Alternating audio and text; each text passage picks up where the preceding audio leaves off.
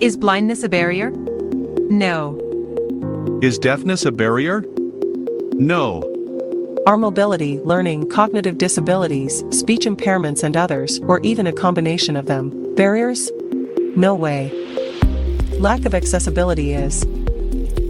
Welcome to Web Accessibility for All. Follow the blind.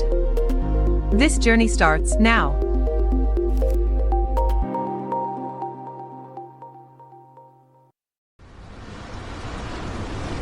Grandpa, can you tell me a story?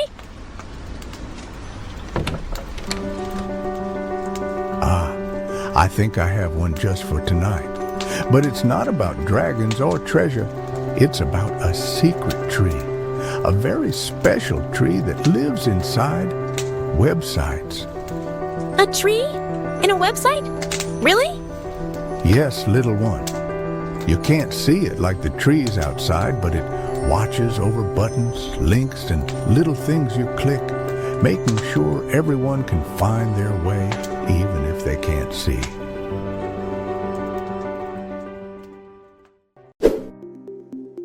Hey my friend, welcome back to Web Accessibility for All. I am Ariel, and I'm here not just as your host, but as someone who's been in the trenches of web development and accessibility for years. Now, let me ask you a question. Have you ever looked at a web page and thought, "This looks perfect. Everything is in the right place." but only to find out that a screen reader or voice control doesn't see it the same way? That's because beneath every web page there's another hidden layer. And that is what we are going to talk about today.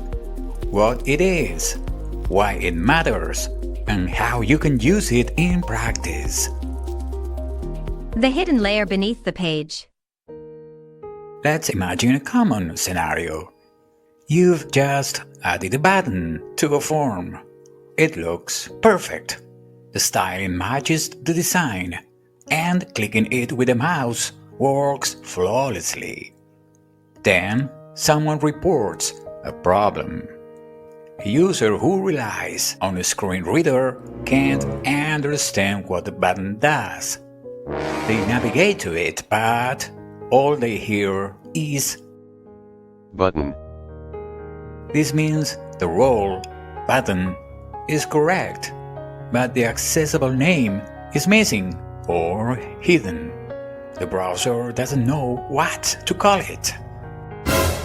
As a developer, your first instinct might be to tweak the DOM, changing the text, moving elements around, but the reality is developers and testers need to dig deeper to understand why it fails and how to fix it effectively.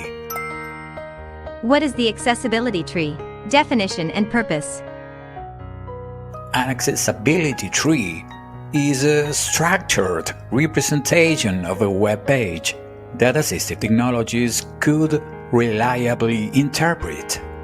The accessibility tree is automatically built by the browser from your HTML, ARIA attributes, and some other cues. Assistive tools use this tree to understand your page and tell user what's available, what's interactive, and what state it's in. For example, whether a checkbox is checked or unchecked.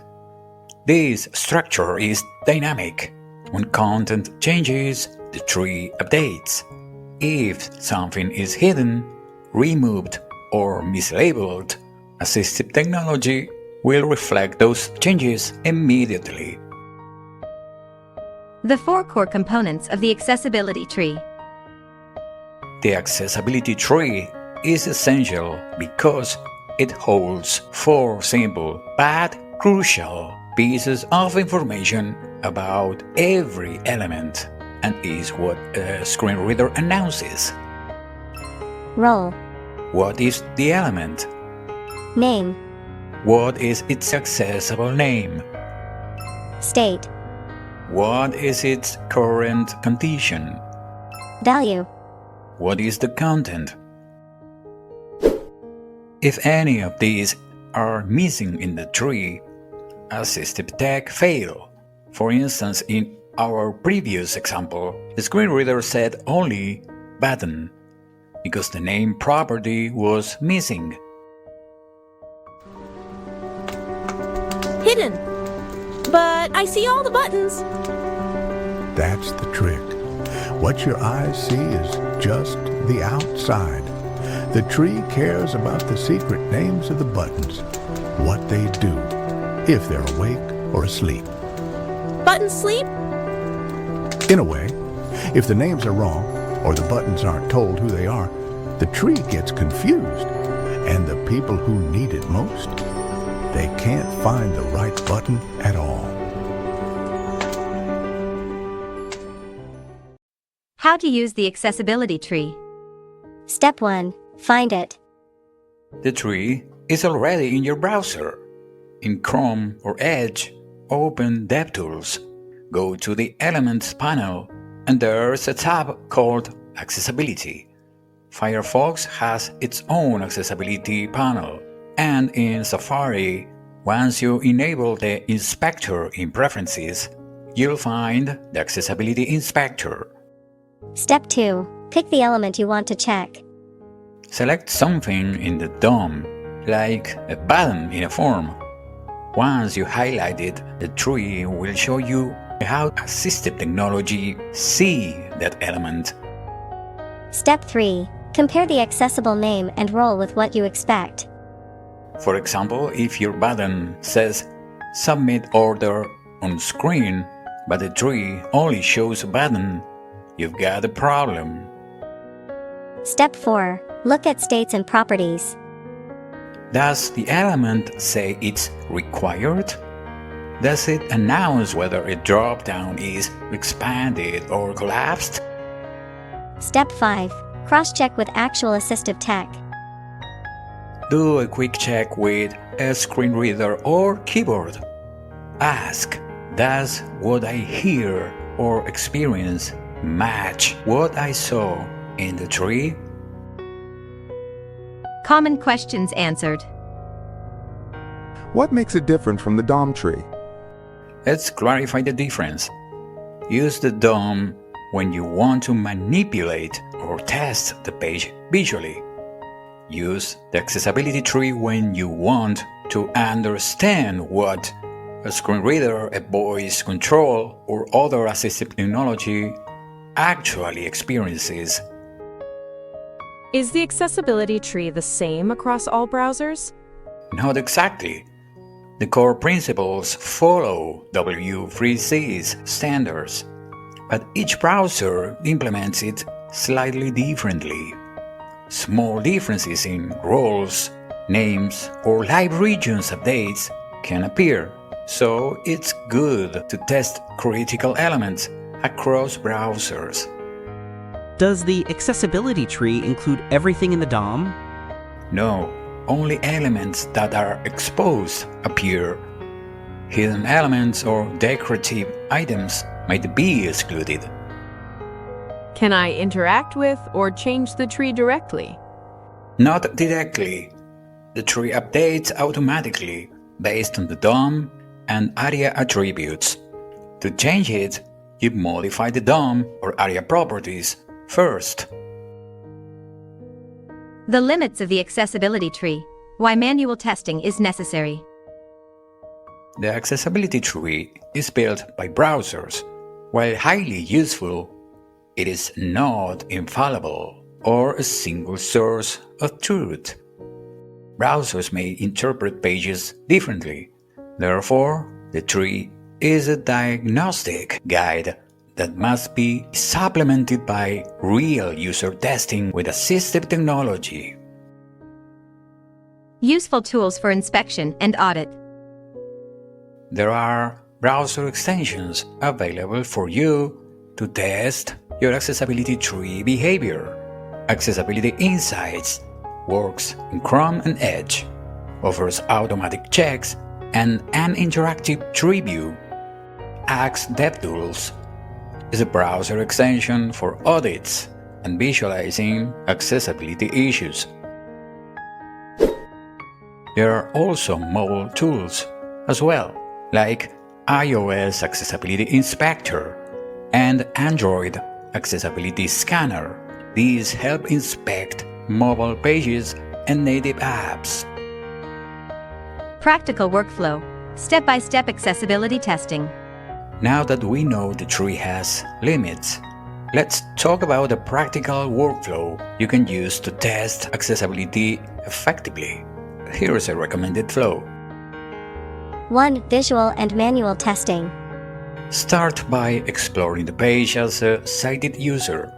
Check the layout, clickable elements, and overall usability. Navigate using only a keyboard to ensure all interactive elements are reachable. 2. Automated testing. Run accessibility audits using tools like Axe, Accessibility Insights, or Lighthouse. These catch obvious issues and give you a baseline before deeper investigation. 3. Accessibility tree inspection.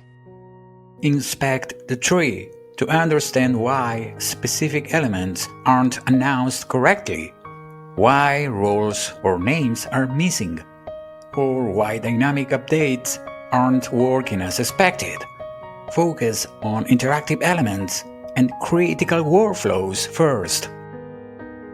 4. Assistive technology testing.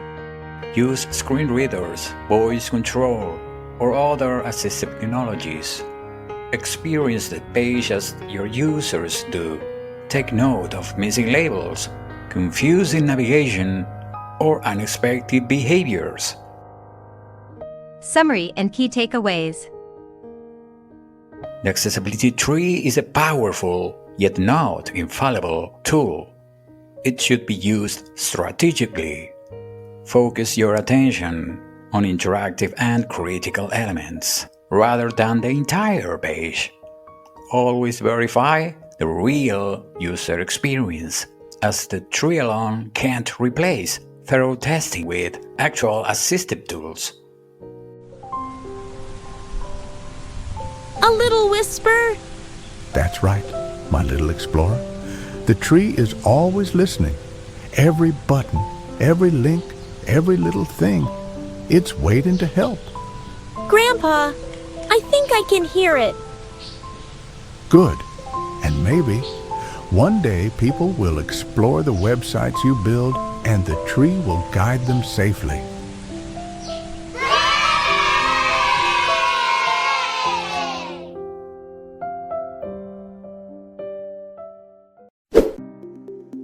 Thank you for joining us today on Web Accessibility for All. If you enjoyed this episode, please subscribe, share, and leave a review. And remember, accessibility is a journey, one step and one tool at a time. Goodbye. Thanks for joining us today. Subscribe for a new challenge next week. And don't be shy. Leave us a review or ask your accessibility questions online. See you next week for another episode of Web Accessibility for All.